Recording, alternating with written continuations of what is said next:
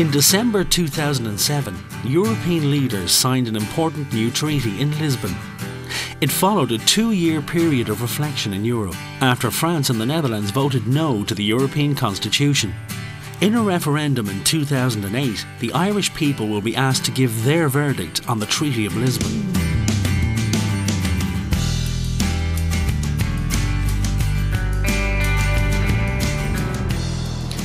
Hello, I'm Simon Delaney. So this year, the people of Ireland will be voting in a referendum on the Treaty of Lisbon.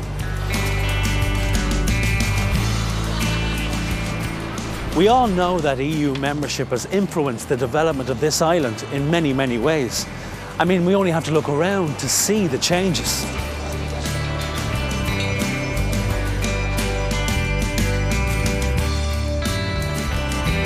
And we know that many countries, for decades divided from the West by the Iron Curtain, are now members of the EU family.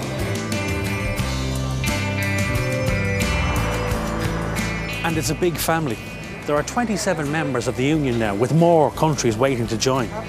And all the member states, including Ireland, have agreed to share power in areas where things can be better achieved at European level rather than at a national level.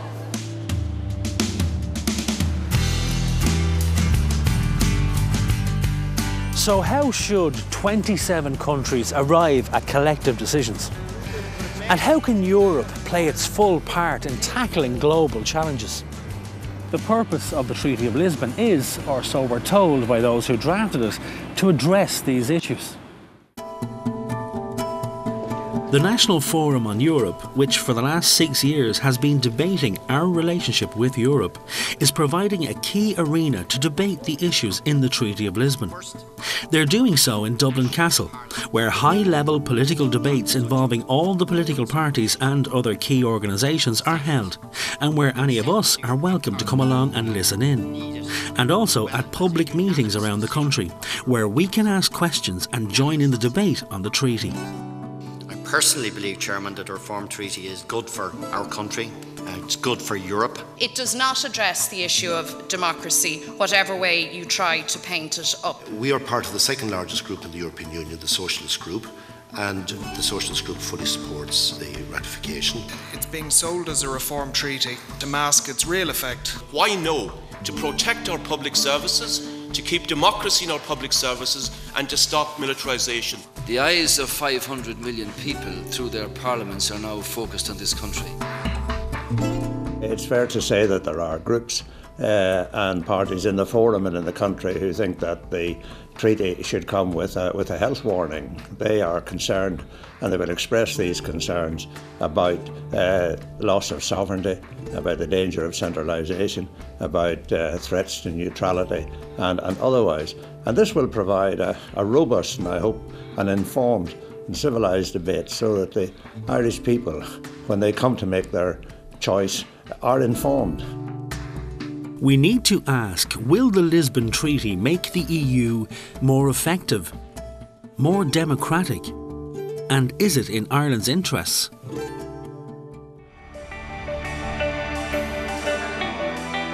The Treaty of Lisbon would change the way Europe makes its decisions. When the Council of Ministers meets to decide on a measure that doesn't need a unanimous decision, it uses a special form of voting called qualified majority voting. Under the treaty, that measure would have to have the backing of 55% of member states. And those countries would have to represent 65% of the population of the entire EU. In other words, a double majority. The new form of qualified majority voting would be extended to areas in which up to now, every member state has a veto. However, in crucial areas like tax and defence policies, the veto would remain. The treaty proposes to create 2 new posts to give direction and a stronger voice to the EU. The first one is full-time President of the European Council, to chair EU summits and to see that the agenda they set is carried through. The job will be up to 5 years, so it's full-time, but not forever. The other new post would be the High Representative of the Union for Foreign Affairs and Security Policy. Now this will merge 2 existing jobs.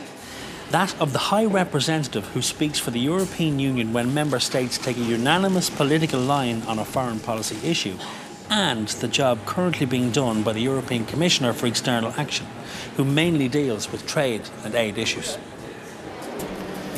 One of the key institutions in Brussels is the European Commission. It proposes EU legislation and then keeps an eye on member states to ensure that it's implemented by them once the Council and European Parliament have passed it. Currently, every EU country sends someone as a commissioner to Brussels.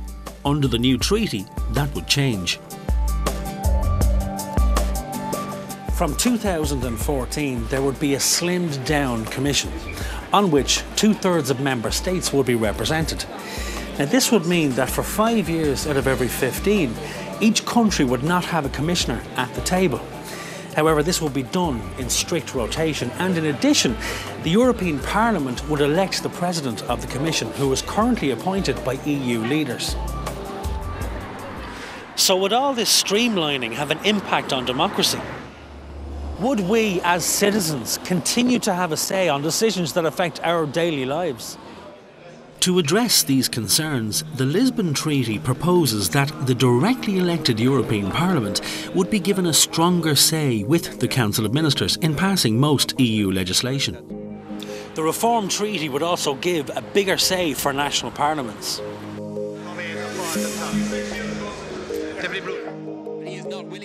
Another provision aimed at connecting citizens to Brussels is the European Citizens Initiative, which would create the possibility for 1 million citizens from different member states to invite the Commission to bring forward new legislative proposals. Every time we Irish people are asked to vote on a treaty, questions are asked about the implications for our military neutrality. Under the Reform Treaty, the European Union would continue to implement a common foreign and security policy. A policy that would include the progressive framing of a common defence policy that will lead to a common defence, but only when the European Council unanimously so decides. The treaty has said that any policy in this area would respect member states, like Ireland, as well as those which are already involved in military alliances, like NATO countries. The treaty would not change the guarantee on neutrality laid down in our constitution, and it doesn't change the Seville Declaration of 2002 on Irish neutrality.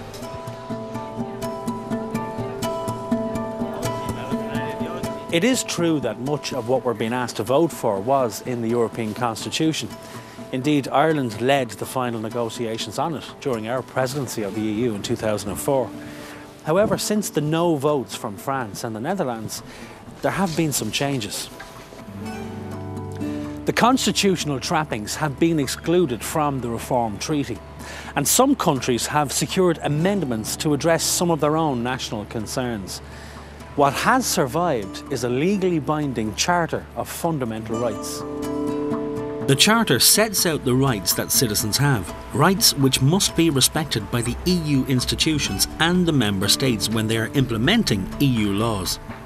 Although it is not part of the treaty, it is given the same legal status as the treaty. In addition to the ordinary procedure for amending treaties, in future there would be the possibility of simplified revision procedures. The European Council, acting unanimously, could agree to amendments to the parts of the treaty dealing with policies and actions within the EU, as long as any such decision was unanimous and did not increase the powers of the EU. Any such amendments would have to be approved according to each country's constitutional requirements, which in Ireland's case could be a referendum.